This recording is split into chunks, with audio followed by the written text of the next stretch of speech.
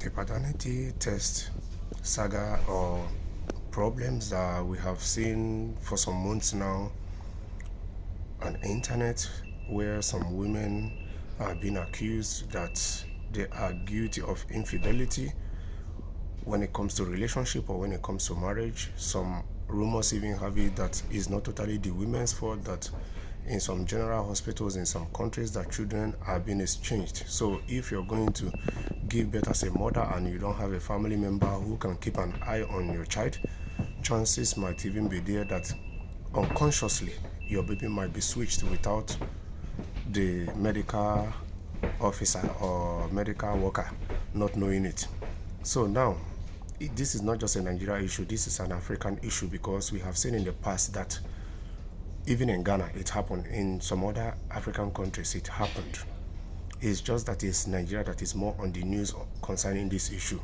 So now a psychology have come to add some points which some people might not have considered concerning this paternity test issue. So some of the points that the psychologists raised, and these points are vital, is negligence. Number one, negligence in the sense that the governments in Africa have neglected our medical sector. Some of the hospitals are not even equipped a bit to the world standard to be able to attend to some medical needs, not to talk of being fully equipped up to standard. Negligence on the part of the government by neglecting our health sector in Africa, and negligence on the part of the medical workers or the people in the medical field. Then you have ignorance. Ignorance in the sense that people don't even have the right equipment to be taught what medicine is all about, for them to be fully educated, fully equipped to be able to be certified to work in that medical sector. So when it comes to this, there is a bit of fault on the side of the government and on the side of the medical workers. Yes. And then the psychologist raised another point: genetic test errors. These errors might be there because we don't have the right equipment in some hospitals to carry out these genetics tests. And secondly, these errors might equally be there because some people might collect money to do the wrong thing. Yes.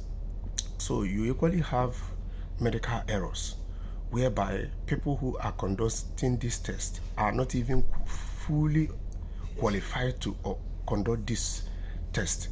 They don't even have the right knowledge to be able to carry out this test.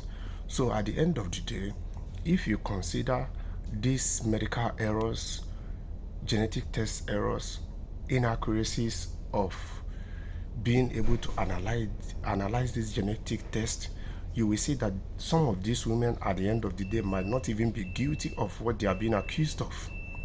So what are the lessons to learn from this thing?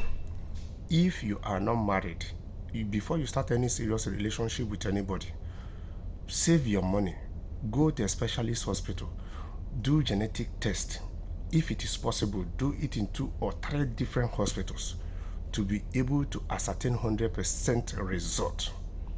Yes, to avoid this kind of problem befalling the single ones in the future. So before you get into serious relationship with anybody or marriage, save money and carry out this test at least in 2-3 different hospitals to be able to ascertain the original certificate.